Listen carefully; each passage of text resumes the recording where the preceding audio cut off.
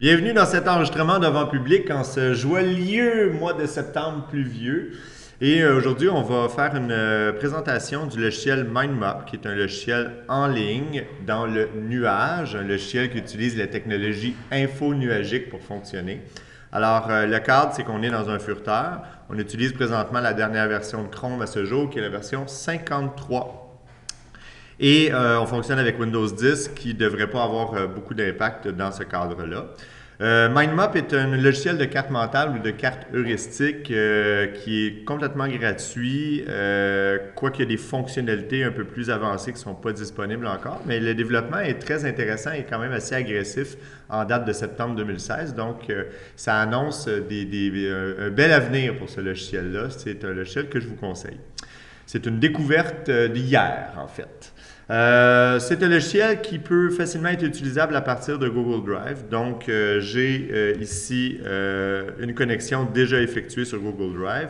Je suis dans un répertoire quelconque de mon disque en ligne. Et tout ce que j'ai à faire, c'est faire nouveau logiciel plus et je devrais trouver MindMap 2.0 dans la liste. Si vous ne l'avez pas dans la liste, vous devez connecter l'application en faisant associer plus d'applications, en cherchant le logiciel dans la barre ici, MindMap.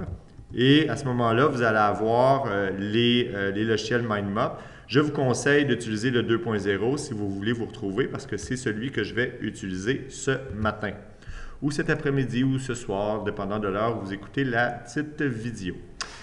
Une fois que c'est fait, il s'agit de démarrer MindMap. À ce moment-là, on va avoir chargement du logiciel en ligne. C'est possible qu'on vous demande de vous connecter à nouveau sur votre compte Google. Moi, je l'ai fait antérieurement, donc ce n'est pas nécessaire. Le logiciel fonctionne de la manière suivante. Vous avez un nœud que vous pouvez déplacer avec la souris et on double-clique pour éditer. Et on peut avoir, disons, le nœud principal ici. La façon dont ça fonctionne, c'est qu'on va créer des enfants à partir du nœud principal qui seront les catégories principales. Donc ici, si j'ai 3 chapitres à mon cours, à ce moment-là, je vais utiliser la touche dans un premier temps Tab. La touche Tab qui est juste au-dessus du Caps Lock là, sur votre clavier à gauche. Et cette touche Tab-là va me faire un enfant. Donc je peux l'appeler chapitre 1 tout simplement.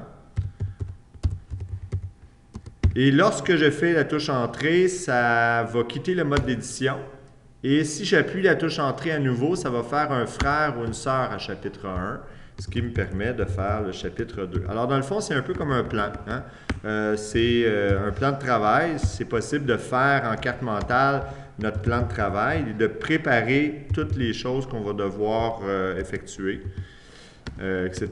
Chapitre 4, vous avez compris un peu le principe. Si je veux revenir dans un nœud et l'éditer à nouveau, j'appuie sur la barre d'espacement et à ce moment-là, je peux éditer à nouveau le nœud. C'est possible aussi de faire des enfants dans un nœud enfant, donc toujours avec la touche Tab. Disons, je fais un enfant qui s'appelle A, j'en fais un autre qui s'appelle B, j'appuie sur Entrée pour faire des frères, etc., etc. Au niveau des fonctionnalités, comme ça, c'est un peu le principe. Maintenant, si jamais dans le C, je parle de soleil et que je me rends compte a posteriori que le soleil est un élément qui se retrouve dans le chapitre 2, alors je le prends avec la souris et je peux aller déplacer les éléments comme mon gré, il n'y a pas aucun problème. Ça se pourrait aussi que j'aimerais parler des soleils, j'aimerais mettre des détails au niveau soleil. À ce moment-là, lorsque je ne suis pas en mode d'édition, j'appuie sur la touche N. La touche N va ouvrir des notes par rapport à un nœud en particulier. Alors par ici, je n'étais pas en mode édition, j'ai appuyé sur la touche N sur mon clavier, ça a ouvert des notes. Alors, je clique C, touche N, ça ouvre les notes. Et là, je peux mettre des détails sur les soleils. Je pourrais aller chercher, par exemple, sur Internet, un wiki sur les soleils. Puis là, je pourrais aboutir sur je vais juste copier-coller du texte là, pour vous montrer un peu le principe. Mais c'est du texte clair, là. Il n'y a pas de mise en page. Alors, les détails sur les soleils, je pourrais avoir été chercher des détails comme ça sur un élément. Ce qui fait en sorte que lorsque j'ai terminé, bien, je vais avoir beaucoup de détails qui seront identifiés grâce au petit onglet. Il y a comme un petit bloc-notes juste ici, là. Juste là, il y a un petit bloc-notes. Alors, ça veut dire qu'il y a des détails. J'ai juste à placer ma souris au-dessus. Techniquement, je ne le vois pas, mais si je clique dessus, je vais aller voir l'information. Je peux aller chercher aussi l'élément qui est juste ici, l'espèce d'icône, pour cacher la barre latérale si je veux travailler plus librement. C'est possible aussi à l'intérieur d'un nœud de l'illustrer grâce à des différentes couleurs. Donc, lorsque j'ai sélectionné mon nœud, ben à ce moment-là, je peux aller changer la couleur de mon nœud de façon à mettre un peu de couleur dans la joie de la vie.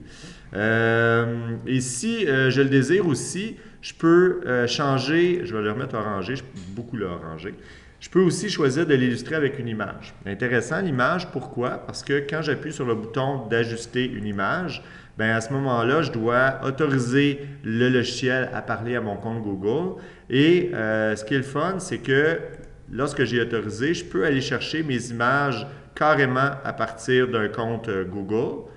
Je peux aussi pousser des photos directement dans la case qui est là. Pour le faire, bien, je vais devoir quitter le mode plein écran, trouver une photographie quelconque sur mon poste. Alors, je vais essayer d'aller me chercher une photographie. Est-ce que j'en ai une? Une photographie de patate ici. J'aime beaucoup les patates. Donc, une photographie de patate que je peux placer. Alors, je peux accéder à certains éléments. Je vais juste faire « Cancel » pour vous montrer les autres possibilités. Et je peux aussi directement faire un Google Image Search. Donc, si je veux faire un truc de soleil, bien, j'écris soleil. En fait, je ferais mieux d'écrire sun puis d'écrire en anglais. Je vais avoir des plus beaux soleils ou en tout cas une plus grande quantité. Je choisis le soleil qui m'intéresse. Je fais sélectionner. Et là, à ce moment-là, je suis amené à chercher ou à changer la grosseur de l'image. Ça, c'est intéressant et c'est important. C'est en HTML et c'est lié à la quantité de pixels de l'image. Comme 489 pixels pour un soleil, c'est un gros soleil par rapport à l'image. Je vous dirais que dans un texte normal, allez-y alentour de 100 pixels pour une image, juste pour illustrer un nœud. Puis, vous laissez le ratio, vous laissez le crochet ici pour conserver l'aspect du ratio. C'est la proportion, en fait, de l'image pour pas que mon soleil se soit complètement écrasé ou étiré. Je peux aussi changer la position. Alors, moi, j'aime bien mettre le soleil au-dessus de mon texte et je peux sauvegarder le tout. Et à ce moment-là, ben, je vais avoir une image sur mon nœud. Alors, c'est possible d'illustrer chacun des éléments comme ça, un à la fois, avec des images, avec des couleurs. C'est possible de mettre des notes. C'est possible aussi de mettre des fichiers attachés en ligne. Ça, c'est intéressant, mais je ne l'ai jamais essayé, donc c'est live devant vous. Je sélectionne le chapitre 3 ou le A dans le chapitre 1. Je clique sur Attach File, juste ici. Et à ce moment-là, même principe, je peux aller chercher un fichier dans mon Drive. Donc, si j'ai un fichier dans mon Drive que je peux chercher, je peux pousser un fichier de mon choix. Donc, si j'ai par exemple dans mon travail, j'ai un fichier PDF en quelque part sûrement. Donc, j'ai un fichier PDF ici. Je peux prendre mon fichier PDF et aller le pousser en fichier attaché. À ce moment-là, bien, je vais avoir un lien, pas un lien, mais un petit icône qui va m'indiquer qu'il y a un fichier attaché à cet endroit-là. Alors, ça permet de mettre de la documentation et plus tard, bien, j'ai juste à cliquer sur le lien ici. Et là, je vois que j'ai un fichier PDF. Ce que je peux faire, c'est que je fais « Open » et à ce moment-là, mon furteur va l'ouvrir pour que je puisse consulter mon fichier PDF.